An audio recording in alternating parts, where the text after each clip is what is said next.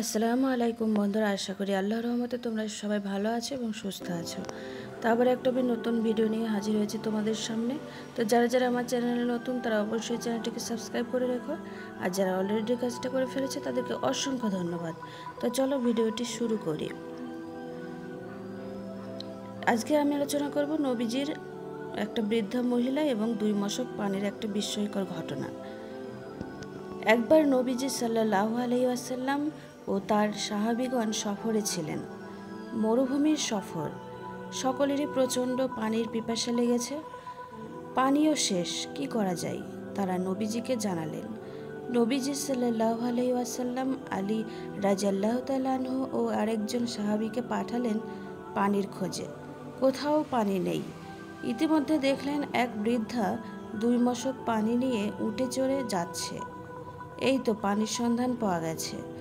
এই বুড়ির কাছে জিজ্ঞেস করলেই পাওয়া যাবে পানির সন্ধান। কিন্তু হতাশ হলেন যখন বুড়ি বলল, এখান থেকে পানির দূরত্ব 1 দিনের রাস্তা।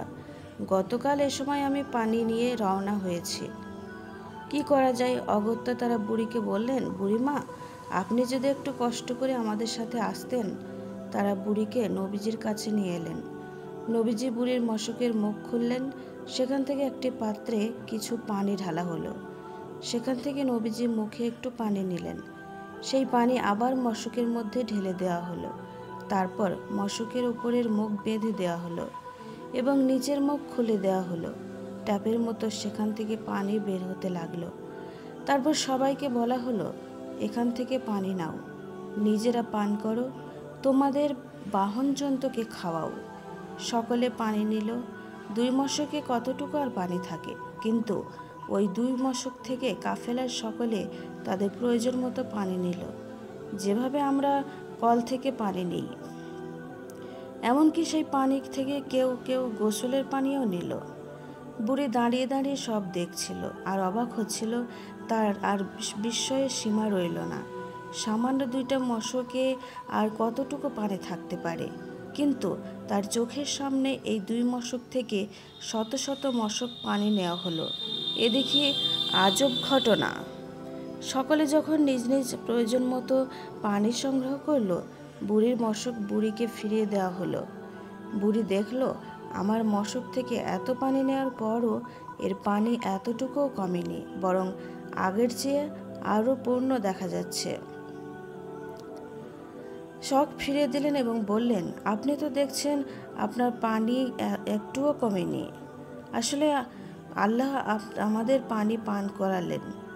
এরপর নবীজি সাহাবীদের বললেন, একটি কাপড় বিছাও এবং তার জন্য যে যা পারো হাদিয়া দাও। কেউ দিলে খেজুর, কেউ আটা, কেউ জব। অনেক খাবার জমা হলো বুড়ির জন্য। এগুলো বুড়িকে হাদিয়া স্বরূপ দেওয়া হলো। বুড়ি তো মহা খুশি। আমার পানিও একটু কমলো না, আবার পেলাম এতগুলো খাবার। মনের সুখের বুড়ি রওনা হলো বাড়ির দিকে। বুড়ি যখন বাড়িতে পৌঁছলো ততক্ষণে বেলা পড়ে গেছে। সকলে তার দেরি হওয়ার কারণ জিজ্ঞেস করলো।